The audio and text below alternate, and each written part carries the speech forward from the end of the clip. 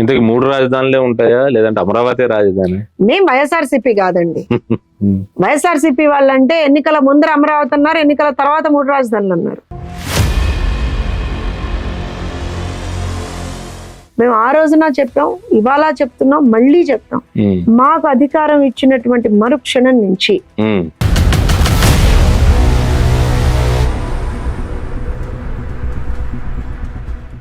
అమరావతి ఒక world best రాజధానిగా మేము చేస్తాం. కాన్ఫిడెన్స్ లెవెల్స్ కూడా బాగా ఎక్కువగా కనిపిస్తున్నాయి. ఒక దుర్మార్గమైనటువంటి ప్రభుత్వం మీద పోరాటం చేస్తున్నాం. ఆంధ్రప్రదేశ్ ప్రజల ఆకాంక్షల్ని నెరవేర్చే పార్టీ అది టీడీపీ లేదా అసలు ఇంతకీ ఆంధ్రప్రదేశ్ ప్రజల ఆకాంక్షలు ఏంటి? ఆంధ్రప్రదేశ్ ప్రజల ఆకాంక్ష ఒకటే అండి, రాష్ట్రం పురోగమించాలి, తిరోగమించకూడదు. ప్రజల ప్రభుత్వం రావాలి. సైకో పోవాలి, సైకిల్ రావాలి. ఒక విషయం అడుగుతాను, సైకోని సైకో అనక ఏమనమంటారు చెప్పండి? పేదవాడికి పట్టడన్నం పెడుతుంటే ఆ క్యాంటీన్లని కూల్ చేసినప్పుడు మీ సైకోతనం బయటపడలేదా అంటున్నాను నేను. ప్రజల ఆలోచన ఇంకోటి ఉంది, అంటే వాళ్ళు అభివృద్ధి సంక్షేమ కార్యక్రమాలు. నేను ఇప్పుడు మీకు చెప్పేది ఏమన్నా వేరే రాష్ట్రాల గురించి చెప్తున్నానా? ఇది అభివృద్ధి సంక్షేమమే, సంక్షేమం గురించి మాట్లాడుతున్నారు కదా. అవును, రేపు ప్రజలు కూడా బట్టనే నొక్కుతా అంటున్నారు. జగన్ ఏమో చాలా కాన్ఫిడెంట్ గా ఉన్నారు. వై నాట్ 175 అంటున్నారు. ఎవరున్నారు?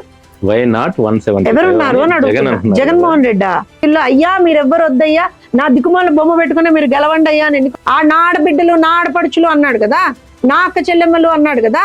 నా అక్క చెల్లెమ్మలు అని చెప్పినటువంటి మాట ఎక్కడ పోయింది రా ఆయన అని చెప్పి ప్రజలు అడగరా? చీపురు కట్టలు తిరిగేస్తారు జనాలు, ప్రజలు కూడా బట్టనే ఒత్తుతారండి. నమస్తే, welcome to A to Z with Netaji.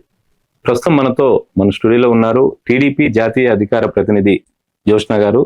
ఆంధ్రప్రదేశ్లో టీడీపీ పరిస్థితి ఎలా ఉంది ఏంటి అన్నది ఆవిడ మాటల్లోనే అడిగి తెలుసుకుందాం. మేడం నమస్తే. నమస్తే అండి. ఎలా ఉన్నారండి? ఓకే, చాలా సంతోషంగా ఉన్నట్టు కనిపిస్తున్నారు. డెఫినెట్ గా మనం ప్రజల కోసం ఒక పోరాటం చేస్తున్నాం, ఆ పోరాటంలో మనం విజయం దిశగా వెళ్తున్నాం అన్నప్పుడు ఆ సాటిస్ఫాక్షన్, అది సంతోషం అనడం కన్నా కూడా ఒక సాటిస్ఫాక్షన్, ఒక సంతృప్తి. అండ్ టీడీపీ సిద్ధాంతం ని మనం తీసుకుంటే it is completely people oriented కాబట్టి ఆ రకంగా మనం పనిచేసి దాంట్లో ఒక రిజల్ట్ వస్తుంది, ఆ రిజల్ట్ కి అతి చేరువలో ఉన్నాము అన్నప్పుడు ఖచ్చితంగా will be happier and also satisfied. Confidence levels కూడా బాగా ఎక్కువగా కనిపిస్తున్నాయి. అంటే నేను ఇందాక అదే చెప్తున్నట్టుగా మనం చేసే పోరాటంలో ఒక నిజాయితీ, మనం చేసే పోరాటానికి ఒక సిద్ధాంతం, మనం చేసే పోరాటం అవతల ఒక గోల్ ఏదైతే మనది ఉందో అది ఒక జెన్యున్ గోల్. అండ్ ఎక్కడా కూడా ఏ విధమైనటువంటి స్వార్థం లేకుండా మనం చేస్తున్నప్పుడు డెఫినెట్ గా కాన్ఫిడెన్స్ ఉంటుంది. నాకు తెలిసి ఎన్నో సంవత్సరాలుగా మీరు నన్ను చూస్తా ఉన్నారు, ఎప్పుడైనా సరే ఇంతే కాన్ఫిడెన్స్ తోటి ఉన్నా. ఎందుకనంటే మనం చేసే పనిలో ఒక నిజాయితీ ఉన్నప్పుడు ఆ కాన్ఫిడెన్స్ ఆటోమేటికల్ గా వస్తుంది. అండ్ మీరు అన్నట్టు కాకపోతే ఇప్పుడు ఇంకా కొంచెం ఎక్కువ కాన్ఫిడెన్స్ ఉందేమో అని మీకు కూడా అనిపిస్తుంది కావచ్చు. దాట్ ఈస్ బికాస్ ఏదైతే ఇవాళ రోజున ఇందాక చెప్పినట్టుగా విజయానికి అతి చేరువలు, ప్రజలని విజయం దిశగా తీసుకెళ్లడానికి అతి చేరువలు ఇవాళ తెలుగుదేశం పార్టీ ఉంది. కాబట్టి ఆ తెలుగుదేశం పార్టీలో ఒక భాగంగా మేమందరం ఉన్నందుకు కూడా I'm really happy about and confident about it. ఈసారి అసెంబ్లీ ఎన్నికలు కానీ పార్లమెంట్ ఎన్నికలు కానీ ఎలా ఉండబోతుంది ఆంధ్రప్రదేశ్ లో? ఎందుకంటే మీ టీడీపీ జనసేనతో పొత్తు పెట్టుకుంది, ఉమ్మడి కార్యాచరణ అంటున్నారు కదా, ఎలా ఉంటుంది ఉమ్మడి కార్యాచరణ? ఇప్పుడు ఖచ్చితంగా ఒక నియంత మీద పోరాటం చేస్తున్నాం, ఒక దుర్మార్గమైనటువంటి ప్రభుత్వం మీద పోరాటం చేస్తున్నాం. అలానే ఎలా అంటే ఎన్నికలు ఎలా ఉంటాయంటే గత 4.5 సంవత్సరాలుగా రియలీ టఫ్ టైమ్స్ ని ప్రజాస్వామికంగా మనం గనక చూసుకుంటే ప్రజాస్వామ్యాన్ని ఖూనీ చేసే విధంగా చాలా నిర్ణయాలు ప్రభుత్వానికి ఉన్నాయి. అయినా ప్రతి నిర్ణయానికి అగెన్స్ట్ గా మేము ఫైట్ చేసుకుంటూ వస్తున్నాం. ప్రజల తరఫున మా గళాన్ని, ప్రజల తరఫున మా వాణిని, మా గొంతుని గట్టిగా వినిపిస్తూ వస్తున్నాం. అలానే రేపు పొద్దున ఎలక్షన్స్ టైం వరకు వచ్చేటప్పుడు కూడా ప్రజాస్వామ్యాన్ని పరిరక్షించడమే మా ప్రథమ కర్తవ్యంగా ముందరికెళ్తున్నాం మేము నిజంగా కూడా మాట్లాడితే. సో ఎలక్షన్స్ విల్ బి అంటే ఖచ్చితంగా ఇప్పుడు అధికారంలో ఉన్నటువంటి పార్టీ అన్ని రకాలైనటువంటి దిగజారుడు రాజకీయాలకి, చిల్లర రాజకీయాలకి, dirty politics what we call, అందులో వాళ్ళు నిమగ్నం అయిపోయి ఉన్నారు. కానీ మా ఆశ, మా ఆశయం, మా పోరాటం ప్రజాస్వామికంగా ఆంధ్రప్రదేశ్లో ఒక ఫ్రీ అండ్ ఫెయిర్ ఎలక్షన్స్ జరగాలి అనేటువంటి దిశగా మేము పనిచేస్తా ఉన్నాం. అది సాధ్యమేనా? ఫ్రీ అండ్ ఫెయిర్ ఎలక్షన్స్ ఖచ్చితంగా. ఎలాగా? మీరు గమనిస్తే గనక దొంగ ఓట్లకు సంబంధించి మేము ఆల్మోస్ట్ ఒక 8 నుంచి 9 సార్లు ఎలక్షన్ కమిషన్ కి మేము రిప్రజెంటేషన్స్ ఇచ్చున్నాం. మీరు నిజంగా కనుక తీసుకుంటే పయ్యావుల కేశవ్ గారు మా పార్టీ ఎమ్మెల్యే, ఆయన కోర్టులో కూడా దీనికి సంబంధించినటువంటి కేసేసి ఆ కేసుకి సంబంధించినటువంటి డీటెయిల్స్, ప్రూఫ్స్ అన్ని సబ్మిట్ చేసిన తర్వాత సంబంధిత అధికారులు 2 సస్పెండ్ అయినటువంటి దాఖలాలు కూడా చూసాం మనం.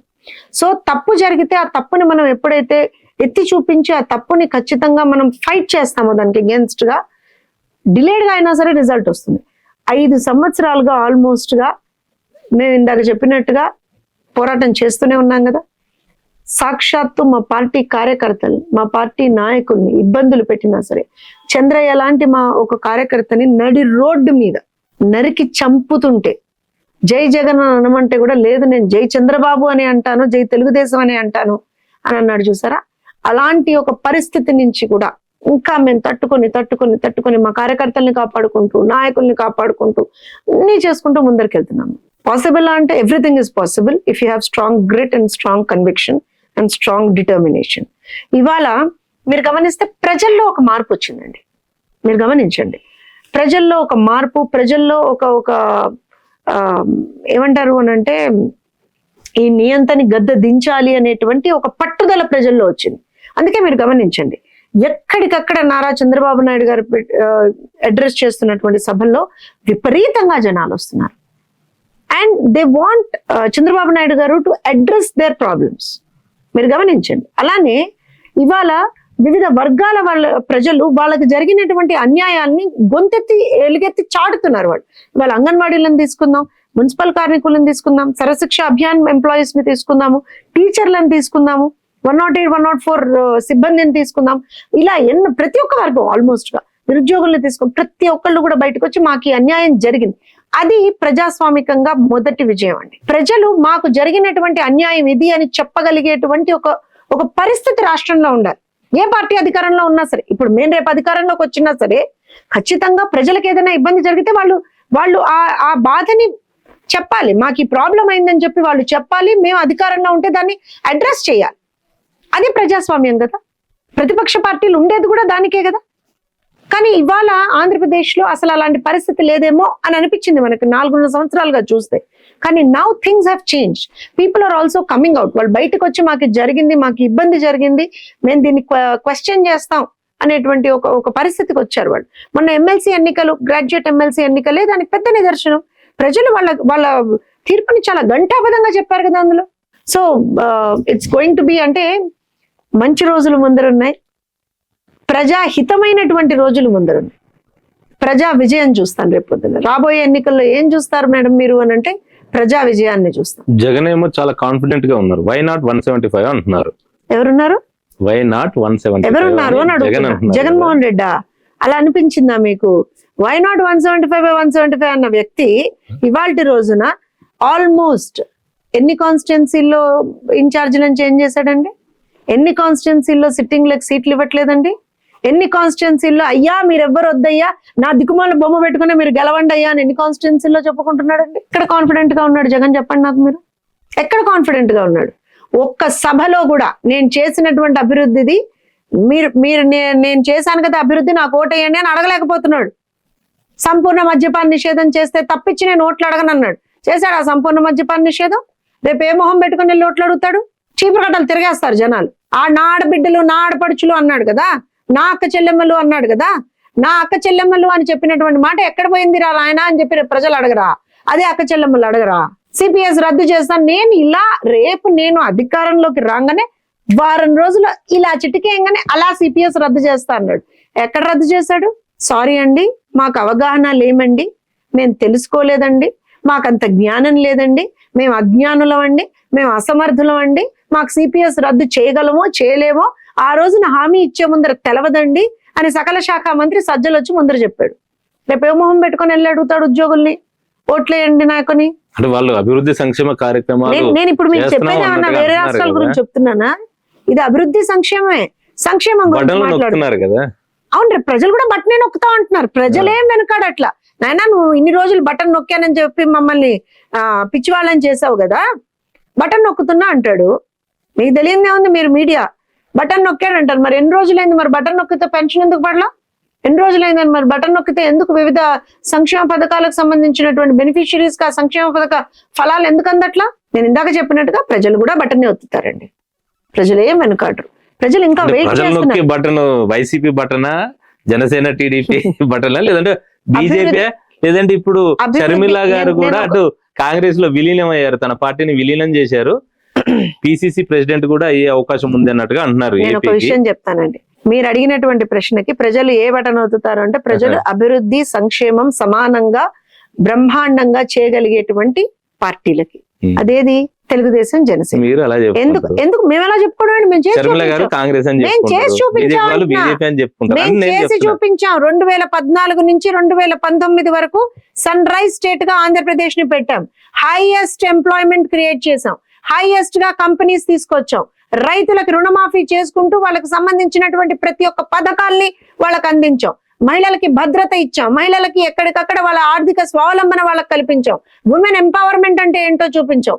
ఆడపిల్లలకి చదువు విషయంలో మేము చూపించినటువంటి చొరవ ఎవరు చూపించారో చెప్పమనండి. ఇంకా ఎన్ని చెప్పమంటారు? ఇంకెన్ని చెప్పమంటారు? మేమేం చేసిందా ఇంకెన్ని చెప్పమంటారు? మీరు ఇప్పుడు మీరు ఇచ్చినటువంటి టైం కూడా సరిపోదు.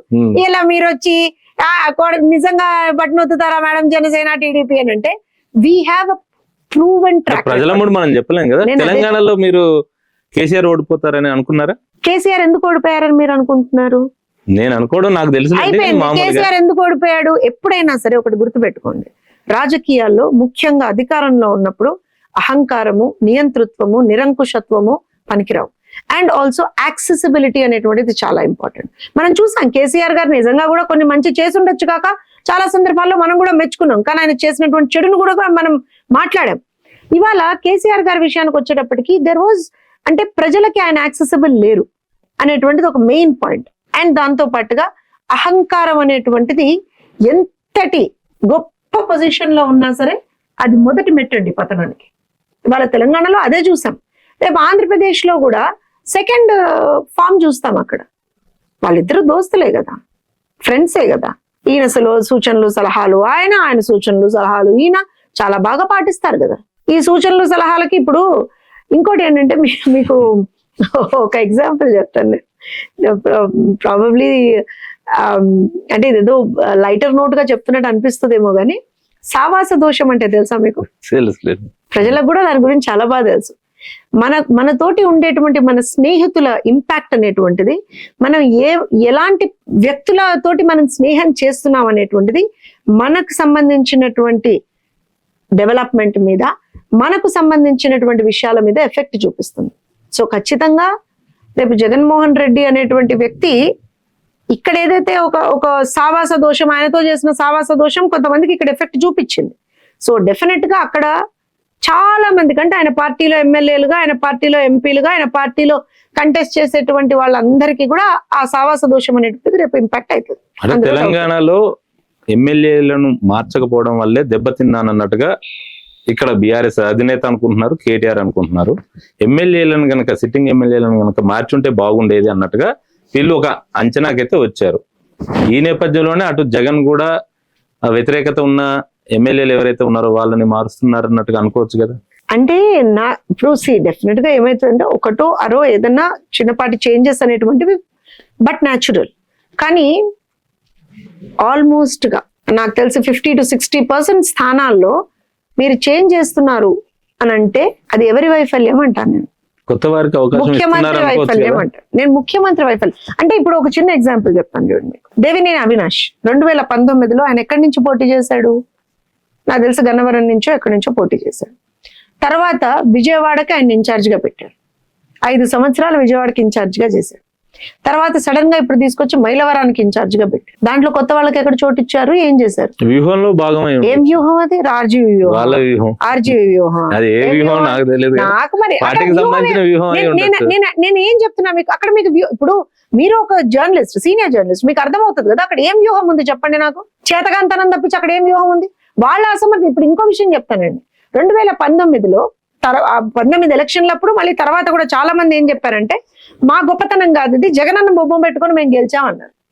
అండ్ RRR లాంటి వాళ్ళు నాకేం సంబంధం, నా ఓన్ గా నేను గెలిచానంటే, లేదు నువ్వు మా నాయకుడు బొమ్మ పెట్టుకొని గెలిచావని కూడా అన్న సందర్భాలు చూసాం. మరి ఆ రోజున పనికొచ్చిన బొమ్మ వాళ్ళు పనికి రావట్లేదా? ఆ రోజున పనికొచ్చిన బొమ్మ వాళ్ళు పనికి రావట్లేదా అని అడుగుతున్నాను. లోపం ఎక్కడుంది? అసమర్థత. ఇవాళ ఎమ్మెల్యేలుగా చాలా మంది ఎవరైతే ఉన్నారో ఎక్కడ కూడా వాళ్ళ కాన్స్టిట్యున్సీస్ కి వాళ్ళు ఏం చేయలేకపోయారండి. బీసీ, ఎస్సీ, ఎస్టీ, మైనారిటీస్, మహిళలందరినీ కూడా అన్యాయం చేశారు అనేటువంటి ఒక భావన ప్రజల్లో వచ్చేసింది. సో అక్కడ ఎవరిని నిలబెట్టినా, ఎవరు నిలబడ్డా అక్కడ గెలిచిపోయే పరిస్థితి లేదు కదా, ఖచ్చితంగా ఓడిపోయే పరిస్థితి ఉంది కదా. అండ్ ఇంకో విషయం, ఇవాళ దీనికి ఒక కొత్త, మీరు ఇంకా ఆ పాయింట్ మాట్లాడాల, దీనికి ఒక కొత్త నిర్వచనం తీసుకొచ్చారు వీళ్ళు. అంటే సామాజిక సమతుల్యత, సామాజిక సాధికారత అన్నారు. ఏం సామాజిక సాధికారత చెప్పండి నాకు. ఒక సామాజిక సాధికారతే వాళ్ళ లక్ష్యం అయితే పులివెందుల ఎవరు గెలుస్తారు?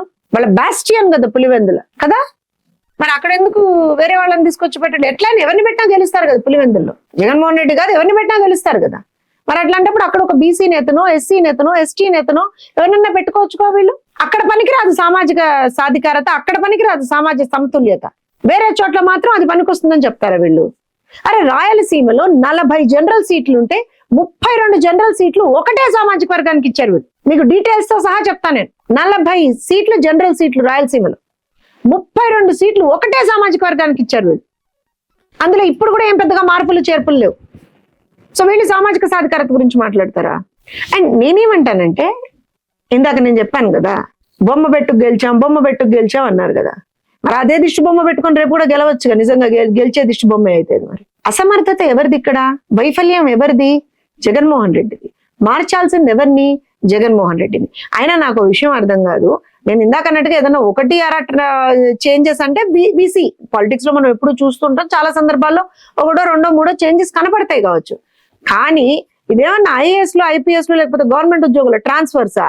ఇక్కడ ఎమ్మెల్యేని తీసుకెళ్ళి అక్కడ పెట్టడం, అక్కడ ఎమ్మెల్యేని తీసుకెళ్ళి ఇక్కడ పెట్టడం. అండ్ ఇంకో విషయం, మీరు అన్నారు ఏదో కొత్త వాళ్ళకి అవకాశం ఇస్తున్నారు. మరి ఇదే కొత్త వాళ్ళకి అవకాశం అక్కడ కూడా ఇవ్వచ్చుగా. ఇక్కడ చెల్లని రూపాయి అక్కడ చెల్లుతుందా? మరి ఇక్కడ చెల్లని రూపాయి అక్కడ చెల్లదు కదా. ఇక్కడ చెత్తను తీసుకొచ్చి, మీ ఇంట్లో చెత్త తీసుకొచ్చి నా ఇంట్లో పెడితే అది చెత్తే అవుతుంది, కానీ బంగారం ఏమన్నా అవుతుందా? లేదా వెండో, లేదా ఇంకేదన్నా అవుతుందా? డైమండ్స్ అయిపోతుందా? చెత్తేగా, ఎక్కడున్నా చెత్తేగా. మీరే అంటున్నారు కదా చెత్త ఇక్కడ పనికి రాలేదు అని చెప్పి. ఇంకోటి, పనితీరు బాగాలేదు అని కొంతమందిని చేంజ్ చేశామని కూడా చెప్పారు. ఇవన్నీ ఎందుకు మాట్లాడుతున్నా, ప్రజలకు కూడా అర్థం కావాలి. జగన్మోహన్ రెడ్డి చేసేటువంటి వంచన ప్రజలకు కూడా అర్థం కావాలి. జగన్మోహన్ రెడ్డి చేసేటువంటి మోసం వాళ్ళ పార్టీలో ఉన్నటువంటి నాయకులకి వాళ్ళకి తెలుస్తుంది కాబట్టి వాళ్ళందరూ బయటకు వస్తున్నారు. ఇప్పుడు ఇంకో విషయం చెప్తాను చూడండి, పనితీరు బాగాలేదని కొంతమందిని చేంజ్ చేశాం అన్నారు. అలా చేంజ్ చేయాలంటే ఫస్ట్ చేంజ్ చేయాల్సిన సీటు పులివెందులే అంటాను నేను. మొన్న గ్రాడ్యుయేట్ ఎమ్మెల్సీ ఎన్నికల్లో పులివెందుల్లో 3000 మెజారిటీ తెలుగుదేశం పార్టీ క్యాండిడేట్ కి. సో పనితీరు ఎవరిది బాగాలేదు? అక్కడ ఉన్నటువంటి క్యాండిడేట్ పనితీరు బాగాలేదనే కదా ప్రజలు తెలుగుదేశం పార్టీ వైపు మొగ్గు చూపింది. అక్కడ కూర్చున్నాడు, అక్కడ ఉన్నటువంటి క్యాండిడేట్ ఎవరండి? సాక్షాత్తు రాష్ట్ర ముఖ్యమంత్రి. ఆయన సొంత కాన్స్టిట్యున్సీలోనే కనీసం తన పార్టీని గెలిపించుకోలేకపోయిన వాడు రేపు పొద్దున రాష్ట్రం అంతా గెలిపించుకొస్తాడా ఆ బొమ్మ పెట్టుకోయి? ఎవరికి చెప్తారు కహానీలు? సరే, ఎవరి కాన్ఫిడెన్స్ వాళ్ళకు ఉంటదిలేండి. నేను అదే చెప్తున్నా. నేను ఒకటి అడుగుతున్నాను, ఆంధ్రప్రదేశ్ ప్రజల ఆకాంక్షల్ని నెరవేర్చే పార్టీ అది టీడీపీ లేదా అసలు ఇంతకీ ఆంధ్రప్రదేశ్ ప్రజల ఆకాంక్షలు ఏంటి? ఆంధ్రప్రదేశ్ ప్రజల ఆకాంక్ష ఒకటే అండి, రాష్ట్రం పురోగమించాలి, తిరోగమించకూడదు. రాష్ట్రంలో యువతకి భవిత ఉండాలి, వాళ్ళకు ఉద్యోగాలు ఉండాలి, రాష్ట్రంలో ఉపాధి కల్పన జరగాలి, రాష్ట్రంలో ఉన్నటువంటి రైతుల మీద ఉన్నటువంటి రుణభారం అనేటువంటిది తగ్గాలి, రైతుల ఆత్మహత్యలు తగ్గాలి, ఆడపిల్లలకు ఒక భరోసా ఉండాలి, ఆడపిల్లలకు ఒక భద్రత ఉండాలి, ఆడపిల్లలకి ఒక ఫైనాన్షియల్ ఇండిపెండెన్స్ ఉండాలి. అలానే విద్య అనేటువంటిది చాలా ఇంపార్టెంట్. అలానే మత్తుకి, ముఖ్యంగా మద్యానికి, గంజాయికి బానిసైపోయినటువంటి యువత మళ్ళీ సరైనటువంటి మార్గంలో రావాలి. ఇవన్నీ ఆంధ్రప్రదేశ్ రాష్ట్రానికి సంబంధించినటువంటి ప్రజల యొక్క ఆకాంక్షలు. ఇంతకు మించి ఏం లేదండి. ముఖ్యమైనది ఒకటి ఉంది, మీరు మర్చిపోయారు. చెప్పండి, మీరు ఆలోచించండి. నేను ఎందుకు అంటున్నా అంటే ఇవన్నీ కూడా these are all something that is basic needs అంటున్నాను నేను. ఇప్పుడు మనం ఎంత బాధ అంటే మీరు గమనించండి, I might miss out certain points as you said, కానీ నేను బాధ ఎక్కడ, ఎందుకంటే ఒక తల్లిగా నేను ఆ బాధను చాలా సందర్భాల్లో చూశానండి. చేతికి అందొచ్చిన కొడుకు అంటే మద్యానికి, గంజాయికి బానిసైపోయి, ఎందుకంటే ఉపాధి లేదు, ఉద్యోగం లేదు, ఏమీ లేదు, ఆవారాగా రోడ్ల మీద తిరుగుతూ ఇలా మద్యానికి గంజాయికి వ్యసనాలకు బానిసైపోయి బానిస. వ్యసనాలకి బానిసైపోతే రేపు పొద్దున ప్రభుత్వాలు మారుతాయి కావచ్చమ్మా. అవును. ప్రభుత్వాలు మారినప్పుడు డిఫరెంట్ ఇష్యూస్ వస్తాయి కావచ్చు, డిఫరెంట్ ఇది కానీ ఆ యువకుడి యొక్క భవిత అయితే పాడైపోయింది కదా. ప్రజల బతుకు కూడా ఒకసారి వ్యసనానికి బానిసైన వాడిని ఆ వ్యసనంలోంచి బయటికి తీసుకురావడం అనేటువంటిది ఎంత కష్టమైనటువంటి విషయమో నిజంగా కూడా ప్రతి ఒక్కరికి తెలుసు. తల్లిదండ్రులకి చాలా క్లియర్ గా తెలుసు. అంటే ఒక జనరేషన్ ని మీరు గమనించండి, ఒక జనరేషన్ ని కంప్లీట్ గా నిర్వీర్యం చేసేసి వాళ్ళని అసలు ఎగ్జిస్టెంటే లేకుండా చేస్తున్నాం కదా మనం. రేపు పొద్దున చంద్రబాబు నాయుడు గారి ప్రభుత్వం వస్తుందండి, అందులో డౌట్ లేదు. కానీ ఏం జరుగుతుంది అని అంటే ఈ ఇదైపోయినటువంటి జీవితాలని మళ్ళీ మనం గాడిలో పెట్టాలంటే financial conditions of the state మిగతావి మనం కొంత కష్టపడితే కొంత ఇటు చేస్తే అటు చేస్తే మనం చేయగలం. కానీ ఇట్లాంటి sensitive issues what I call, అంటే ప్రభుత్వం మారితే ప్రజల బతుకు మారుతుంది అంటారు. ఖచ్చితంగా మారుతుంది. ప్రభుత్వం యొక్క ఇంపార్టెన్స్ ప్రకారంగా ప్రజల బ్రతుకులు మారుతాయండి ఎప్పుడైనా సరే. ఇప్పుడు చంద్రబాబు నాయుడు గారు కావచ్చు, లేకపోతే తెలుగుదేశం జనసేన ప్రభుత్వం రేపు పొద్దున ఫామ్ అయినప్పుడు చంద్రబాబు నాయుడు గారు లేదా పవన్ కళ్యాణ్ గారు, both of them if you take, వాళ్ళ ఆలోచన విధానం అనేటువంటిది ఎలా ఉంది. చంద్రబాబు నాయుడు గారు ఒక విజనరీ లీడర్, పవన్ కళ్యాణ్ గారు ఒక యూత్ఫుల్ థాట్ ప్రాసెస్ లో ఉన్నటువంటి వ్యక్తి, ఒక స్ట్రాంగ్ కన్విక్షన్ తో ఉన్నటువంటి వ్యక్తి. ఈయనకి సంబంధించినటువంటి ఈ విజన్, ఈ పట్టుదల, ఈ thought process for the future and ఒక proved track record Chandrababu Naidu గారిది. సో ఈ రెండు ఎప్పుడైతే కలుస్తాయో మీకు బ్రహ్మాండమైనటువంటి ఒక ప్రభుత్వం వచ్చేటువంటి ఖచ్చితంగా అవకాశం ఉంది. అలా ఉన్నప్పుడు ఏమవుతుందంటే బోత్ ది వేస్, నేను ఇందాకన్నట్టుగా రాష్ట్రాన్ని గాడిలో పెడుతూనే అలానే ఫ్యూచర్ గురించి కూడా ఆలోచించేటువంటి ఒక పరిస్థితి మనకు ఉండగలుగుతుంది. నేను మీరు ఇందాకన్నట్టుగా ప్రభుత్వం మారంగానే తలరాతలు మారుతాయా అని అంటే ఆ ప్రభుత్వం యొక్క ప్రయారిటీస్ ని బట్టి మారుతాయండి. ఇవాళ ఆంధ్రప్రదేశ్ రాష్ట్రంలో ప్రయారిటీ ఏంటండి ఈ ప్రభుత్వాన్ని? ప్రజల ఇష్యూస్ ప్రయారిటీస్ కాదు వాళ్ళకి. మద్యం మీద ఎంత ఆదాయం సంపాదిద్దామా, ఇసుక మీద ఎంత మాఫియా చేసి డబ్బులు సంపాదిద్దామా, ల్యాండ్లు ఎన్ని కబ్జా చేద్దామా, ఇంకే స్కామ్ చేద్దాం, ఇదే తప్పించి లేదా ఇంకొకటి ఉంది, ప్రతిపక్షాల మీద దాడులు ఎలా చేద్దాం, చంద్రబాబు నాయుడు గారిని ఎలా కించపరుద్దాం, పవన్ కళ్యాణ్ గారిని ఎలా కించపరుద్దాం, లోకేష్ గారిని ఎలా కించపరుద్దాం, లేదా వాళ్ళ కుటుంబ సభ్యులను ఎలా కించపరుద్దాం, అనుక్షణం కూడా మేము అధికారంలోకి మళ్ళా ఎలా రావాలి, ఇంతే థాట్ ప్రాసెస్ వాళ్ళది. ఓట్ బ్యాంక్ రాజకీయాలు అంటాం మనం. ఇవాళ చాలా మంది అంటారు సంక్షేమం అంటే తెలుగుదేశం పార్టీ ఏంటో దానికి అగేన్స్ట్ గా మాట్లాడుతుంది అని వైఎస్ఆర్సీపీ వాళ్ళు అంటున్నారు. నేనేం చెప్తానంటే సంక్షేమం అభివృద్ధి రెండు ఎప్పుడు కూడా ఈక్వల్ గా నడవాలి. ఫర్ ఎగ్జాంపుల్, ఒక 2 రూపాయలు ఒక పేదవాడికి మనం సంక్షేమ రూపంలో ఇస్తున్నాం అని అనుకున్నాం. ఆ 2 రూపాయలు తిని పేదవాడు బతకడం అని కాదు మన కాన్సెప్ట్. ఆ 2 రూపాయలతోటి 10 రూపాయలు రేపు ఎలా సంపాదించుకుంటాడో ఒక దారి చూపించడం కూడా మన కాన్సెప్ట్ అవ్వాలి. ఇవాళ 2 రూపాయలు ఇచ్చేసాను కదా ఉండిపో నువ్వంటే ఎల్లకాలం 2 రూపాయలతో బతకలేడు కదా. వాళ్ళ యొక్క జీవన ప్రమాణాలని పెంచే దిశగా మనం ఆలోచించాలి. అంటే 2 రూపాయల నుంచి ఒక 10 రూపాయలు సంపాదించుకునేటువంటి ఒక దారి మనం చూపించగలగాలి, ఉపాధి కల్పించగలగాలి, వాళ్ళకి ఆలోచన విధానాన్ని మనం పెంపొందించగలగాలి. ఇవన్నీ ఏం లేకుండా ఎంతసేపు నేను డబ్బులు ఇస్తా అని చెప్పి అది కూడా కొంతమందికి ఇచ్చేసి చేతులు పేసుకొని అయిపోయింది అని అంటే, నువ్వు మా పార్టీ కోటేయలేదు కాబట్టి నీకు ఇయ్యను, లేకపోతే నువ్వు తెలుగుదేశం పార్టీ కాబట్టి నీకు ఇవ్వను, లేకపోతే నువ్వు జనసేన కాబట్టి నీకు ఇవ్వను. ఎవరి డబ్బులు అవి? ప్రజల డబ్బులే కదా. ప్రజల డబ్బులు మనం వాళ్ళకి ఇచ్చేటప్పుడు దాన్ని ఎంత సద్వినియోగపరచుకోగలిగేటువంటి ఒక సర్కమ్స్టాన్సెస్ వాళ్ళకి క్రియేట్ చేయగలుగుతాము అనేటువంటిదే గవర్నెన్స్ అండి. Governance is not an easy task. అంటే ఈ మాట అనొచ్చో అనకూడదో నాకు తెలియదు, కానీ రాజకీయాల్లో గెలుపోవటములు కామన్. రాజకీయాల్లో సరే ఒక్కొక్కసారి మంచి వాళ్ళు గెలుస్తారు, ఒక్కొక్కసారి చెడ్డవాళ్ళు గెలుస్తారేమో, కానీ probably anybody can become a minister or chief minister or somebody. కానీ గుడ్ గవర్నెన్స్ అనేటువంటిది ప్రతి ఒక్కళ్ళు ప్రొవైడ్ చేయలేరండి. ప్రతి ఒక్కళ్ళకి ఆ థాట్ ప్రాసెస్ ఉండదు, ప్రతి ఒక్కళ్ళకి ఆ డైరెక్షన్ ఉండదు. ఎందుకనంటే మనం గవర్నమెంట్ లో ఉన్నప్పుడు ఇవాళ ఉన్నదే కాదు, రేపేం జరగబోతోంది, ఆ రేపుకు సంబంధించి మనం ఏం చేయగలం అనేటువంటిది కూడా చాలా ఇంపార్టెంట్. ఆ ముందు చూపు చాలా ఇంపార్టెంట్ అన్నమాట.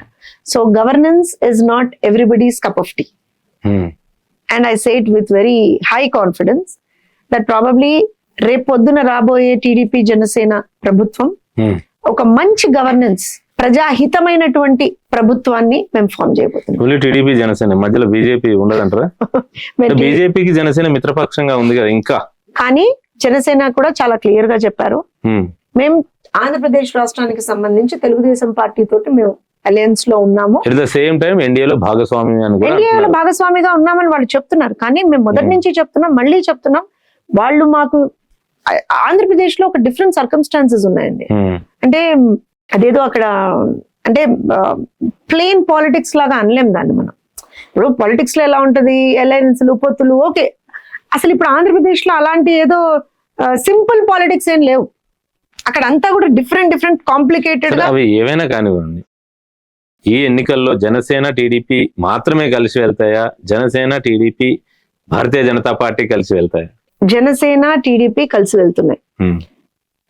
భారతీయ జనతా పార్టీ అనే కాదండి, ప్రజాహితంగా ఎవరైనా కలిసి వస్తాము అని అంటే, ప్రజల కోసం ఎవరైనా కలిసి వస్తామంటే probably the alliance might think of it. అంటే మళ్ళీ సీట్ల సర్దుబాటు, పొత్తులు ఇవన్నీ ఉంటాయి కదా. ఇప్పటికే బీజేపీకి సంబంధించిన విష్ణువర్ధన్ రెడ్డి ఒక మాట అన్నారు, పొత్తు పెట్టుకుంటే బీజేపీ తోటి 12 లోక్సభ స్థానాలు, 75 అసెంబ్లీ స్థానాలు ఇస్తేనే పొత్తు పెట్టుకుంటాం.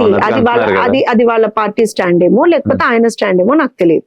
కానీ ఇటు తెలుగుదేశం కావచ్చు, అటు జనసేన కావచ్చు, ఏదో సీట్ల కోసము పదవుల కోసం అయితే మేమైతే అలయన్స్ లోకి రాలేదండి. ప్రజల కోసం వచ్చాం, జగన్ ని గద్దెదించడానికని కాదు, ప్రజల కోసం వచ్చాం. అండ్ ప్రజాస్వామ్యాన్ని పరిరక్షించడానికి కోసం మాత్రమే. కొన్ని సందర్భాల్లో జగన్ ని గద్దెదించాలి, జగన్ ని గద్దెదించడం ఇప్పుడు వ్యతిరేక ఓటును చీల్చనని పదే పవన్ కళ్యాణ్ గారు చాలా బహిరంగ సభల్లో అన్నారు. ఇప్పుడు వ్యతిరేక ఓటు చీల్చను అన్న పవన్ కళ్యాణ్ వ్యాఖ్యలు ఏవైతే ఉన్నాయో వాటిని కనుక బేస్ చేసుకుంటే షర్మిల గారు కూడా అక్కడికి వస్తున్నారు, వచ్చేసారు ఆల్రెడీ కాంగ్రెస్ లో. షర్మిల ప్రభావం ఆంధ్రాలో ఎలా ఉండబోతుంది? ఇప్పుడు షర్మిల ప్రభావం ఆంధ్రాలో ఎలా ఉండబోతుంది అని అంటే, ప్రాబ్లీ గత 4.5 ఏళ్ల నుంచి అయితే అక్కడ ఎక్కడా కూడా తను ఏ విధమైనటువంటి ఇంపాక్ట్ అయితే, అంటే తను అసలు మాట్లాడలేదు ఎప్పుడు కూడా ఆంధ్రప్రదేశ్ రాష్ట్రం గురించి కావచ్చు. సర్ప్రైజింగ్లీ 2019కి ముందర ఆంధ్రప్రదేశ్ లో క్యాంపెయిన్ చేసినటువంటి వ్యక్తి, 2019కి ముందర ఆంధ్రప్రదేశ్ లో తిరిగినటువంటి వ్యక్తి, వాళ్ళ అన్నని ముఖ్యమంత్రిని చేయమన్నటువంటి వ్యక్తి, ప్రజల్ని రిక్వెస్ట్ చేసుకున్నటువంటి వ్యక్తి, అదే అన్న రాష్ట్రంలో అరాచకం చేస్తున్నప్పుడు ఏ రోజున మాట్లాడలేదు షర్మిల గారు కూడా. అయితే మీరు నన్ను పర్సనల్ గా అడిగితే మాత్రం ఒక విషయం అయితే చెప్తానండి, ఇవాళ ఆంధ్రప్రదేశ్ రాష్ట్రం పడుతున్నటువంటి కష్టానికి ఎవరు కారకులు? జగన్మోహన్ రెడ్డే కారకులా అని మీరు అడిగితే, జగన్మోహన్ రెడ్డి కారకుడితో పాటుగా ఆయన్ని ఆ స్థానంలో కూర్చోబెట్టడానికి సహకరించినటువంటి వైఎస్ విజయమ్మ, వైఎస్ షర్మిల కూడా అంతే కారణం అని చెప్తాను. ఎందుకనంటే బాధ ఏంటంటే, ఈ 4.5 ఏళ్లలో అమరావతి రైతులు కష్టాలు పడ్డప్పుడు కానీ, ఆడపిల్లల మీద అఘాయిత్యాలు జరిగినప్పుడు కానీ, రైతులు ఆత్మహత్యలు చేసుకుంటున్నప్పుడు కానీ, నిరుద్యోగులు ఆత్మహత్యలు చేసుకుంటున్నప్పుడు కానీ, ఇవాళ అంగన్వాడీలు రోడ్ల మీదకి వచ్చి మాకు ఇబ్బంది జరుగుతుందని మొత్తుకుంటున్నా కానీ, అలా ఎవ్వరు ఏ ఇబ్బంది గురించి మాట్లాడినా వీళ్ళిద్దరు ఎప్పుడు మాట్లాడలేదు, ఎప్పుడు బయటికి రాలేదు.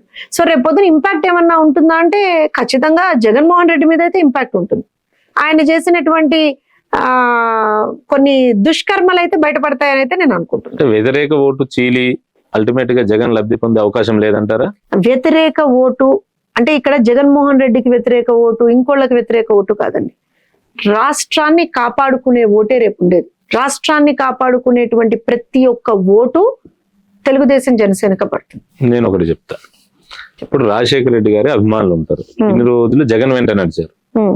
వాళ్ళంతా ఇప్పుడు ఒకవేళ జగన్ ని ద్వేషించే క్రమంలో షర్మిల గారు రాకుండా ఉంటే ఏ టీడీపీ వైపు జనసేన వైపు ఎటో మొగ్గు చూపేవాళ్ళు, ఇటు టీడీపీకో జనసేనకో పడే ఓట్లు. ఇప్పుడు ఆ రాజశేఖర రెడ్డి గారి అభిమానులు ఇటు కాంగ్రెస్ లోకి షర్మిల గారు వచ్చారు కాబట్టి ఆయన బిడ్డగా అటువైపు మొగ్గు చూపితే టీడీపీకి పోయినట్టే కదా పడే ఓట్లు. నేను ఒకటి చెప్తాను, నేను మళ్ళీ మీకు రీటరేట్ చేసి చెప్తున్నాను. ఇవాళ ఆంధ్రప్రదేశ్ రాష్ట్రం ఉన్నటువంటి పరిస్థితుల్లో వైఎస్ రాజశేఖర రెడ్డి ఓటు, లేకపోతే వైఎస్ జగన్మోహన్ రెడ్డి ఓటు, లేకపోతే చంద్రబాబు నాయుడు గారు ఓటు, ఇట్లా కాదు ఓటు. రాష్ట్రాన్ని నాశనం చేసినటువంటి వాళ్ళు ఒకవైపు, రాష్ట్రాన్ని కాపాడుకోవాలి అనేటువంటి ఒక స్ట్రాంగ్ కన్విక్షన్ తో ఉన్నటువంటి వాళ్ళు ఒకవైపు. అంతే. మళ్ళీ చెప్తున్నా, ఇది జగన్ కి జనం కి మధ్య యుద్ధం. ఇది సరే, ఆ యుద్ధం ఏదైనా ఆ యుద్ధంలో జనం తరఫున వినండి నా మాట వినాలి. జనానికి జగన్ కి మధ్య జరుగుతున్నటువంటి యుద్ధంలో జగన్ తరఫున ఉండేటువంటి వాళ్ళు, పెత్తందారుల తరఫున ఉండేటువంటి వాళ్ళు, దుర్మార్గం తరఫున ఉండేటువంటి వాళ్ళు జగన్ తరఫున ఉంటారు. జనం తరఫున ఉండేటువంటి వాళ్ళు, మంచికి ఉండేటువంటి వాళ్ళు, ప్రజాస్వామ్యాన్ని పరిరక్షించుకోవాలి అనేటువంటి వాళ్ళు జనం తరఫున ఉంటారు. జనం తరఫున ఉన్నదే తెలుగుదేశం, జనసేన. జేడి లక్ష్మీనారాయణ గారు కూడా జనం పార్టీ తరఫున పెట్టారు. ఉన్నదే జనసేన, తెలుగుదేశం జేడి లక్ష్మీనారాయణ గారు కూడా పార్టీ పెట్టారు. పెడతారు. వ్యతిరేక ఓటు ప్రజాస్వామ్యంలో చీలద జొన్న విత్తుల గారు పెట్టారు. చాలా మంది పార్టీలు పెట్టారు. ప్రజాస్వామ్యంలో చాలా కే మంది పాల్ పార్టీలు- గారు కూడా కంటెస్ట్ చేయొచ్చు. నేను చెప్తున్నాను కదా, ప్రజాస్వామ్యంలో చాలా మంది పార్టీలు పెట్టుకుంటారు. ప్రజాస్వామ్యంలో చాలా మంది కంటెస్ట్ కూడా అంటే చేస్తారు. వ్యతిరేక ఓటు చీలుతుందా లేదా అన్నదే నా ప్రశ్న. చీలదు. ఎట్టి పరిస్థితుల్లో ఎట్టి చీలదా? పరిస్థితుల్లో చీలదు. చీలే ఎందుకంటే అవకాశమే లేదంటారా? రాష్ట్రాన్ని కాపాడుకోవాలి అనేటువంటి ఒక స్ట్రాంగ్ కన్విక్షన్ లో ఇవాళ ప్రజలు ఉన్నారు. ఉమ్, నాకు పర్సనల్ గా అభిమానం ఉండొచ్చు గాక, ఉమ్, జేడి లక్ష్మీనారాయణ గారి మీద ఒక అభిమానం ఉండొచ్చు గాక, కేఏ పాల్ గారి మీద ఒక అభిమానం ఉండొచ్చు గాక, ఉమ్, షర్మిల గారి మీద ఒక అభిమానం ఉండొచ్చు గాక, ఉమ్, ఇంకొకళ్ళ మీద ఒక అభిమానం ఉండొచ్చు గాక. కానీ ఉమ్, అల్టిమేట్ గా రేపు జరిగే ఎన్నికలు, నేను అదే చెప్తున్నానండి, చాలా మంది మీరన్నట్టుగానే ఆలోచిస్తున్నారు కొంతమంది జర్నలిస్టులు కూడా. కానీ నేను ఏమంటున్నా అంటే, రేపు ఆంధ్రప్రదేశ్ లో జరిగే ఎన్నికలు ఎక్కడా కూడా దెర్ ఇస్ నో ఈ పర్సనల్ అభిమానాలు, పార్టీలు అసలు ఏమీ లేదండి. ఉమ్, ఒక్కటే ఉంది అక్కడ, రాష్ట్రాన్ని కాపాడుకోవడం, రాష్ట్ర భవిష్యత్తును కాపాడుకోవడం, రాష్ట్రంలో ఉన్నటువంటి యువత యొక్క భవిష్యత్తును కాపాడడం. ఈ ఒక్క కాన్సెప్ట్ మీద రేపు పొద్దున ఎన్నికలు జరగబోతున్నాయి. ప్రజాస్వామ్యాన్ని కాపాడుకోవడం, Hmm. This is the only concept. రేపు పొద్దున ప్రతి ఎన్నికలకి ఒక ట్యాగ్ లైన్ లాంటిది ఉంటుందంటారు, చెప్తారా? Hmm. ఇప్పుడు 2014 తీసుకున్నాం, అప్పుడే పుట్టినటువంటి రాష్ట్రం మనం డెవలప్ చేసుకోవాలి అనేటువంటి కాన్సెప్ట్ లోకి వెళ్ళాం. 2019 ఎలక్షన్స్ లో మేము తెలుగుదేశం పార్టీ తరఫు నుంచి తీసుకున్నాం అనుకుందాం ఫర్ ఎగ్జాంపుల్. మేమేమన్నాము, జరుగుతున్నటువంటి డెవలప్మెంట్ ఇంకా ఇంప్రూవ్ అవ్వాలి, ఇంకా ముందరికెళ్ళాలి అనేటువంటి కాన్సెప్ట్ మేము తీసుకున్నాం. లేదు నాకు ఒక్క అవకాశం ఇవ్వండి అనేటువంటి కాన్సెప్ట్ ఆయన తీసుకున్నాడు. మాట చెప్తున్నాను నేను. కానీ ఈసారి తెలుగుదేశానికి ఏమి ఇండిపెండెంట్ ఎజెండా లేదండి, లేకపోతే జనసేనకి ఏమి ఇండిపెండెంట్ ఇండివిజువల్ ఎజెండా లేదు. మాకు కానీ జనసేనకు కానీ మేము ఒకటే ఎజెండాతో వెళ్తున్నాం, ఉమ్మడి ఎజెండాతో వెళ్తున్నాం. రాష్ట్రాన్ని బాగు చేసుకుందాం, రాష్ట్రాన్ని కాపాడుకుందాం, అంతే. కాపాడుకుందాం, ఫస్ట్ రాష్ట్రాన్ని మనం కాపాడుకోవాలి. ఒక కబంధ హస్తాల నుంచి రాష్ట్రాన్ని మనం కాపాడుకోవాలి.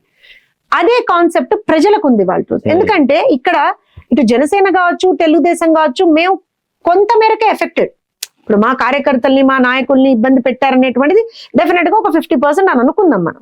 కానీ ద రెస్ట్ 100% ఎఫెక్టెడ్ ఎవరు? ప్రజలు. ఇప్పుడు ఒక ఇంట్లో మీరు గమనించండి, నేను ఇందాక చెప్పినట్టుగా చేతికి అందొచ్చినటువంటి కొడుకు ఉద్యోగం లేక, ఉపాధి లేక, ఏమీ లేక, పొద్దున్న లేస్తే రాత్రి మొదలు ఏ మత్తుకో, లేకపోతే మద్యానికో, లేకపోతే గంజాయికో బానిసైపోయి నీ కళ్ళ ముందర తిరుగుతుంటే రేపు పొద్దున్న నువ్వు ఆ కొడుకుని చూస్తూ ఏమనుకుంటావు? ఆ కొడుకు యొక్క భవిత నీ కళ్ళ ముందర కనపడదా? నువ్వు నేను రాజశేఖర రెడ్డి అభిమాని, లేకపోతే చంద్రబాబు నాయుడు గారి అభిమాని ఆలోచిస్తావా? అక్కడ ఒకటే ఆలోచిస్తావు, నా కొడుకు భవిత బాగుపడాలి అని ఆలోచిస్తావు. నా కొడుకు భవిత బాగుపడాలి అనేటువంటి వాళ్ళకి ఆల్రెడీ ప్రూవ్డ్ ట్రాక్ రికార్డ్ ఉన్నటువంటి ఒక పార్టీ తెలుగుదేశం పార్టీ. అలానే ఒక స్ట్రాంగ్ కన్విక్షన్ ఉన్నటువంటి పార్టీ జనసేన పార్టీ అనుకుందాం. So they are very clear there. And also ఇక్కడ నేను మళ్ళీ చెప్తున్నాను, మా పొత్తు గాని, మా ఎజెండా గాని ఎక్కడా కూడా రాజకీయం లేదు. అక్కడ ప్రజల కోసం మేము పొత్తులోకి వచ్చాం. మీరు ఇందాక అన్నారు, ఒక పార్టీ మీతో వస్తే ఇన్ని సీట్లు కావాలంటోంది, లేకపోతే ఆ నాయకుడు ఎవరో ఇలా అన్నారు అని. ఇప్పటి వరకు మీరు గమనించండి, తెలుగుదేశం కావచ్చు, జనసేన కావచ్చు, ఎక్కడా కూడా మేము సీట్ల గురించి మాట్లాడాం, ఎక్కడా మాట్లాడాల. ఎందుకు? That is secondary. అబ్సల్యూట్ గా మాకైనా జనసేనకైనా సెకండరీ. సీఎం ఎవరైనా కూడా సెకండరీ. ఇప్పుడు సీఎం ఎవరు అనేటువంటి దాని మీద చాలా టాక్స్ వచ్చాయి. సరే, ఒక తెలుగుదేశం పార్టీ ప్రతినిధిగా మీరు నన్ను అడిగితే నేను చంద్రబాబు నాయుడు గారే సీఎం అవ్వాలని అంటాను. లేదా మీరు జనసేనలో ఎవరినన్ను అడిగితే వాళ్ళు పవన్ కళ్యాణ్ గారు సీఎం కావాలని అంటారు.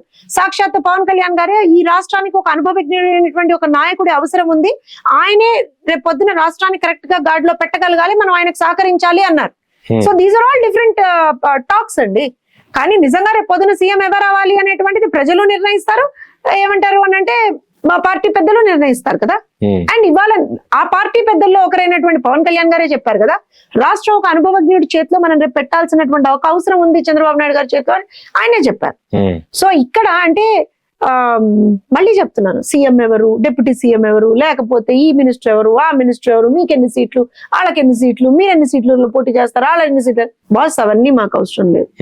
ఏది ఎలా జరుగుతుందో చంద్రబాబు నాయుడు గారు, పవన్ కళ్యాణ్ గారు చాలా బ్రహ్మాండంగా కూర్చొని వాళ్ళిద్దరూ ప్రజలకి ఏది మంచి అనుకుంటే, ఒకటి భవిష్యత్తు గ్యారెంటీ, ఇంకోటి షణ్ముఖ అంతే. ఉమ్మడి మేనిఫెస్టోతో రేపు పొద్దున్న వస్తాం. ఇప్పుడు నిజానికి కూడా మేము ఒక భవిష్యత్తు గ్యారంటీ అనేటువంటి ప్రోగ్రామ్ తో ఒక 6 పాయింటర్ తీసుకుని వచ్చాం. అదే రకంగా జనసేన వాళ్ళు కూడా షణ్ముఖ వ్యూహం అనేటువంటి ఒక పాయింటర్స్, ఒక 5 పాయింటర్స్ వాళ్ళు తీసుకొని వచ్చారు. సో ఈ 6+5 2 11 తోటి మేము కూర్చొని మాట్లాడుతున్నాం. దాని ఇంకా కొన్ని యాడ్ ఆన్స్ ఉంటాయి కావచ్చు దానికి కూడా. సో అవన్నీ కలుపుకొని ఒక ఉమ్మడి మేనిఫెస్టోని తీసుకొస్తాం. ఇవాళ ప్రజలకి ఏది అవసరం అండ్ రేపు పొద్దున్న ఫ్యూచర్ లో వాళ్ళకి ఏం అవసరం ఉంటుంది. సో ఇలాంటివన్నీ ఆలోచన చేసి ఒక ఉమ్మడి మేనిఫెస్టో బయటకు వస్తుంది.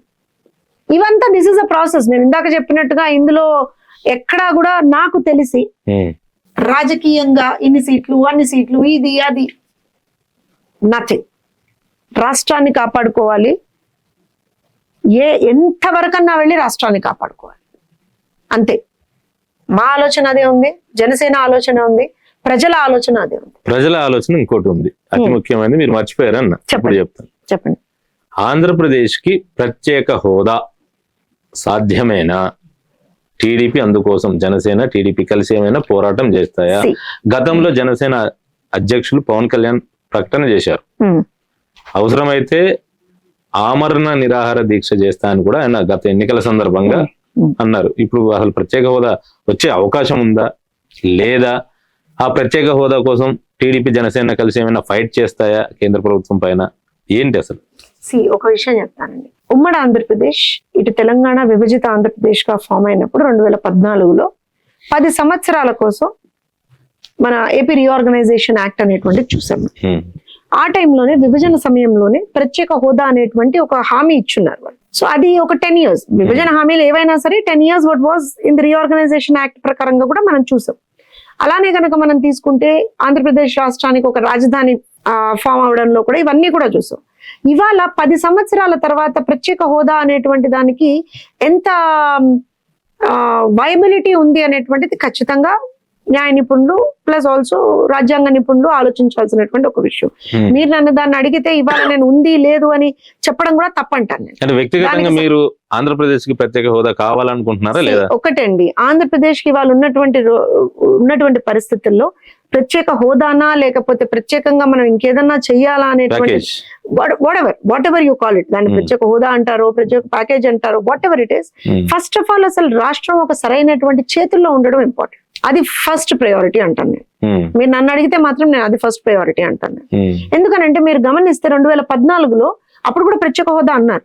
అన్న తర్వాత అప్పుడున్నటువంటి కేంద్ర ప్రభుత్వం లేదు, ఇప్పుడున్నటువంటి పరిస్థితుల్లో మనం ప్రత్యేక హోదా ఇవ్వలేమంటే అప్పుడున్నటువంటి రాష్ట్ర ప్రభుత్వం తెలుగుదేశం పార్టీ ప్రభుత్వం కేంద్ర ప్రభుత్వం తోటి మేము అప్పుడు మిత్రపక్షంగా కూడా ఉన్నాం.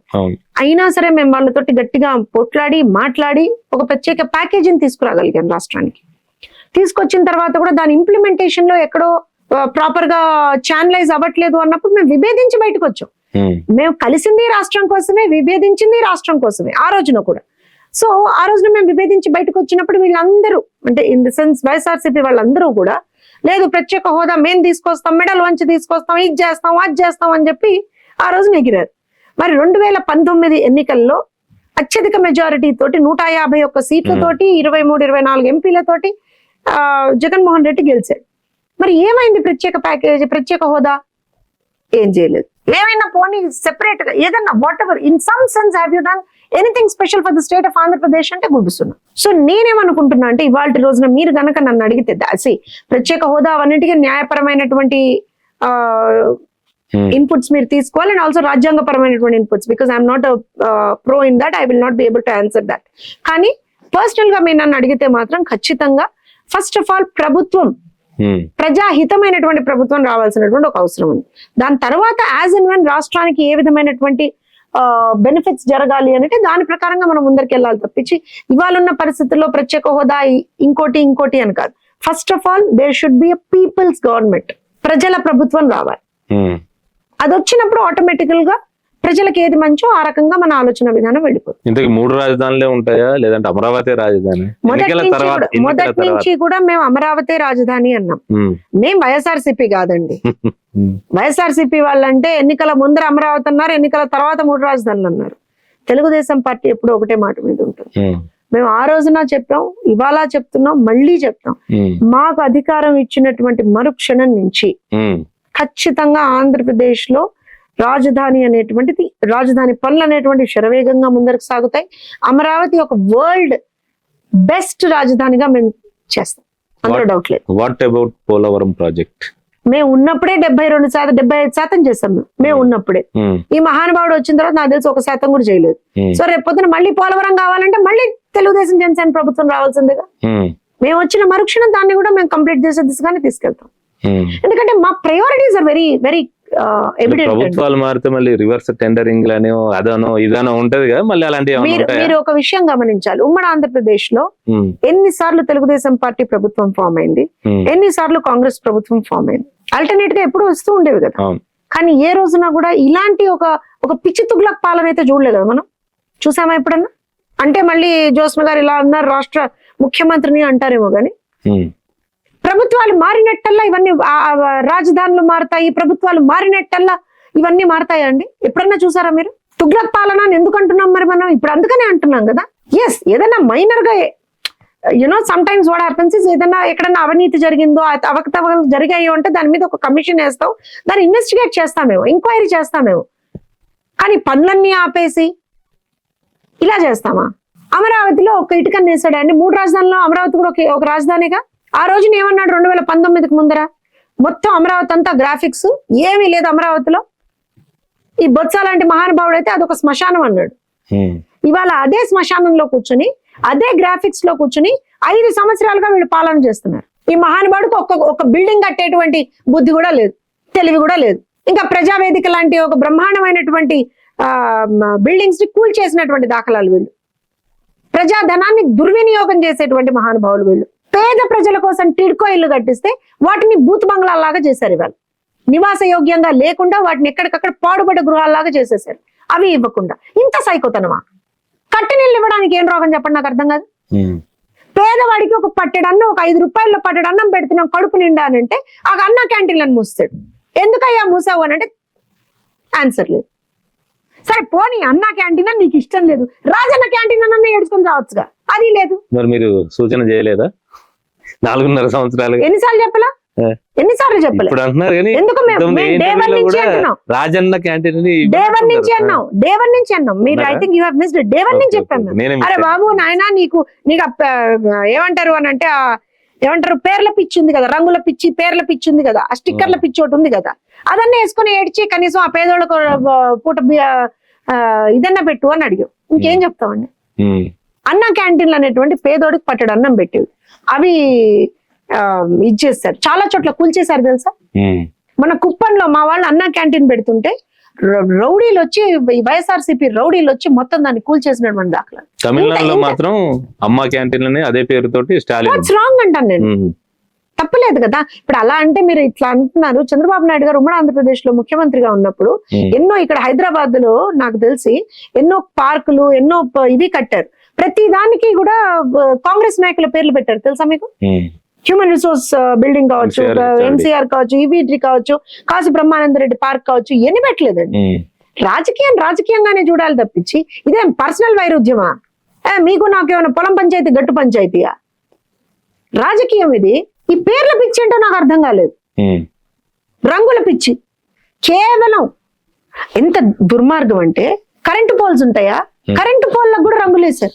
మీ గవర్నమెంట్ వస్తే మీరు కూడా వేసేస్తారేమో. ఎందుకు వేస్తామండి? మీరు ఇది అంటే నేను ఒక మాట చెప్తే మీరు దాన్ని వేరే కొత్త పిచ్చగాడు పొద్దెరగడు అంటారు చూసారా, అలాగా వీళ్ళు అధికారంలోకి రాగానే వీళ్ళకి అసలు ఏం తోచలా అన్నమాట. అందుకని అలాంటి పిచ్చి పనులు చేశారు అంటాను నేను. తెలుగుదేశం పార్టీ ఎన్నిసార్లు అధికారంలోకి రాలేదండి? పోనీ కాంగ్రెస్ ఎన్నిసార్లు అధికారంలోకి రాలేదు? మా పార్టీ తర్వాత, మా ప్రభుత్వం తర్వాత వైఎస్ రాజశేఖర రెడ్డి ప్రభుత్వం వచ్చింది కదా, కాంగ్రెస్ ప్రభుత్వం ఉమ్మడి ఆంధ్రప్రదేశ్ లో. మేము చేసినటువంటి పనులను వాళ్ళు కంటిన్యూ చేశారు. వాళ్ళ పేర్లు పెట్టుకున్నారే కానీ కంటిన్యూ చేశారుగా. ఇలా దుర్మార్గంగా విధ్వంసం చేశారా? ఆయన ఇంకో దిక్కుమాలిన తను శంకుస్థాపన చేసిన దాన్ని కంటిన్యూ చేయలేట, మళ్ళీ దానికే వచ్చి మళ్ళీ ఇంకో శంకుస్థాపన శిలాపలకం వేస్తానంటాడేంటి? ఇదేం దరిద్రం. 4.5 ఏళ్లలో నువ్వు ఏం చేసావయ్యా అని అంటే ఒక్కట్లే చెప్పుకోవడానికి. అంటే వెరీ సర్ప్రైజింగ్. అంటే ఎందుకు నేను మళ్ళీ చెప్తున్నాను, ఏదో జగన్మోహన్ రెడ్డి మీద మాకెందుకు కోపం, ఇంకోళ్ళ మీద మాకెందుకు? నువ్వు ప్రజలకు మంచి చేస్తే ఇప్పుడు నిజంగా కూడా వైఎస్ రాజశేఖర రెడ్డి మాకు ప్రత్యర్థి. తెలుగుదేశం పార్టీకి, కాంగ్రెస్ పార్టీలో ఉన్నటువంటి వైఎస్ రాజశేఖర రెడ్డి ప్రత్యర్థి కాదని అనం కదా. కానీ ఆయన మంచి చేస్తే మంచి అంటాం కదా. ఆరోగ్యశ్రీ లాంటి పథకాన్ని తీసుకొచ్చాడని మంచి అన్నాం కదా, మేమేం కాదనలేదా. మేము చేసినటువంటి పనులను ఆయన కంటిన్యూ చేశాడని చెప్పాం కదా. చెడుని చేస్తే చెడు అంట, అవును అవినీతి చేశాడన్నాం, చెప్తాం మేము. చెడు అనాలి, మంచిని మంచి అనాలి. అది కాక 24 గంటలు దిక్కుమాలతనం ఏంటి? అరే ఎవరిని పడితే వాళ్ళనండి. ముఖ్యంగా బీసీ నాయకుల్ని అయితే ఎంత దారుణంగా మా పార్టీలో ఉన్నటువంటి బీసీ నాయకుల్ని టార్గెట్ చేశాడు జగన్మోహన్ రెడ్డి. అసలు అంత సాడిజం ఏంటో నాకు అర్థం కాలేదు. సో బట్ అగైన్ అంటే సాక్షాత్తు చంద్రబాబు నాయుడు గారి మీదే ఒక అక్రమ కేసు పెట్టి నానా హంగామా చేయగలిగినప్పుడు I think nobody can be aloof from his Tughlaq behaviour అంట నేను. అందుకని అంటే మళ్ళీ రాష్ట్ర ముఖ్యమంత్రి మీద అన్నారంటారు, మా మీద ఏమైనా కేసులు విమర్శలు శృతి మించిపోతున్నట్టు ఇందులో శృతి మించడం ఏముందండి? సైకో పోవాలి, సైకిల్ రావాలి, కొన్ని నినాదాలు ఇస్తున్నారు కదా. అంటే చెప్పిన దాంట్లో వేరే రకంగా అనట్లేదు, మామూలు ఎవరైనా విషయం అడుగుతాను. నేటి రాజకీయ పదజాలం ఏ విధంగా ఉంది? నేను ఒక్క విషయం అడుగుతాను, సైకోని సైకో అనక ఏమనమంటారు చెప్పండి. మేము ఎప్పుడు మాట అన్నాము? పేదవాళ్ళ కడుపు కొట్టినప్పుడే ఆ మాట అన్నాం మేము. పేదవాడికి పట్టడన్నం పెడుతుంటే ఆ క్యాంటీన్లని కూల్ చేసినప్పుడు నీ సైకోతనం బయటపడలేదా అంటున్నాను నేను. ఒక అమ్మగా చెప్తున్నా నేను, ఒక అమ్మగా. ఎవరమైనా సరే అండి, ఏ పార్టీలో ఉండనియండి, ఎంత పెద్ద స్థాయిలో ఉన్నా ఉండండి, అన్నం పెట్టడం అనేటువంటిది మన ఒక మనిషి లక్షణం. అది మనిషి లక్షణం. మనం తింటుంటేనే 2 ముద్దలు తింటుంటే పక్కవాడు ఆకలితో వచ్చాడంటే చలో అమ్మా ఇంకో నీకు ముద్ద అని ఇస్తాం. అది మన నేచర్, యాక్చువల్ గా మానవ నైజం అది. ఆ నైజానికి కూడా కాకుండా బిహేవ్ చేస్తున్నారంటే దాన్ని సైకోతనం మనకి ఇంకేమనాలి? మీరు మళ్ళీ దాన్ని మేడం మీరు ఇలా అంటున్నారంటే తప్పదమ్మా ఒక్కొక్కసారి. అయినో ఒక్కొక్కసారి తప్పదు, కానీ మేము ఎక్కడా కూడా బూతులు మాట్లాడట్లా. వాళ్ళ ఫ్యామిలీని ఏమనట్లేదు, వాళ్ళ ఫ్యామిలీలో ఉన్న ఆడవాళ్ళని ఏమనట్లేదు. కానీ సాక్షాత్తు మంత్రులుగా ఉన్న వాళ్ళు కూడా విచక్షణారహితంగా మా పార్టీలో ఆడవాళ్ళని కావచ్చు, మా పార్టీ అధినేత కుటుంబ సభ్యుల్ని కావచ్చు, ఇష్టారీతిన మాట్లాడుతున్నారు. మరి ఇంకా అలాంటి వాళ్ళని సైకోలనకి ఏమన్నా చెప్పండి? అలాంటి పాలన ఉండాలనుకుంటారా ప్రజలు? ఇలాంటి సైకో పాలన పోవాలి అని ప్రజలే చెప్తున్నారు. మేము అదే మాట అంటున్నాం. ప్రజలు చెప్తున్నారా, మీరు చెప్తున్నారా? మీరు ఒక్కసారి మీ కెమెరా తీసుకొని వెళ్ళండి, ప్రజల్లో తెలిసిపోతారు కదా. ఏదైనా ఇంకో విషయం చెప్తానండి, మా ఏ నినాదం అయినా సరే ప్రజల్లోంచే వచ్చింది. బాధుడే బాధుడు అనేటువంటి ఒక నినాదం ఇచ్చాం, అది ప్రజల్లోంచే వచ్చింది. ప్రజలు అన్నారు ఏంటి సార్ ఈ బాధుడు మాకు? పొద్దున్న లేస్తే అటు కరెంటు ఛార్జీలు, ఆర్టీసీ ఛార్జీలు, చెత్త మీద పన్ను, ప్రతిదాని మీద పన్ను కట్టాడు, ఏంటండి ఈ విపరీతమైనటువంటి బాధుడు? ఎందుకండి మాకు ఈ బాధుడే బాధుడు అని ప్రజలు అన్నారు. ప్రజల్లోంచి వచ్చినటువంటి నినాదం బాధుడే బాధుడు. ఇంకేం చెప్పమంటారు? ఏ నినాదం అయినా సరే తెలుగుదేశం పార్టీ వాళ్ళు ఇస్తున్నటువంటి ప్రతి ఒక్క నినాదం ప్రజల నుంచి వచ్చింది. ఫైనల్ క్వశ్చన్ అండి, బర్డ్ మీడియా తరఫున ఆంధ్రప్రదేశ్ ప్రజలకు మీరిచ్చే సందేశం ఏంటి ఈ ఎన్నికల్ని దృష్టిలో పెట్టుకుని? ప్రజాస్వామ్యాన్ని పరిరక్షించుకుందాం, ఖచ్చితంగా ప్రజాహితంగా ఉండేటువంటి ఒక ప్రభుత్వాన్ని ఎన్నుకుందాం. మీ ఓటు హక్కుని మీరు చెక్ చేసుకోండి ఫస్ట్. మీకు ఓటు ఉందా లేదా, మీ ఓటుని ఎవరినన్నా తీసేస్తున్నారా, దొంగ ఓట్లు ఏమన్నా మీ ఊర్లో ఎప్పటికప్పుడు ఇంక్లూడ్ చేస్తున్నారా, అవన్నీ కూడా ఒక పౌరులుగా మీ ధర్మాన్ని మీరు నిర్వర్తించండి. ఖచ్చితంగా రేపు పొద్దున ఒక ప్రజాహితమైనటువంటి ప్రభుత్వాన్ని ఎన్నుకోండి. మీ ఓట్ రైట్ ని మీరు ఎక్సర్సైజ్ చేయండి. రేపు పొద్దున రాష్ట్రాన్ని పురోగమనం దిశగా తీసుకెళ్దాం. తెలుగుదేశం జనసేనని ఆశీర్వదించండి అని కోరుకుంటున్నాను. ఓకే అండి, థ్యాంక్ యూ. ఇదండి మొత్తంగా జోష్న గారితో మన ఇంటర్వ్యూ. రేపు మరో గెస్ట్ తో మళ్ళీ కలుద్దాం. అప్పటి వరకు చూస్తూనే ఉండండి బర్డ్ న్యూస్.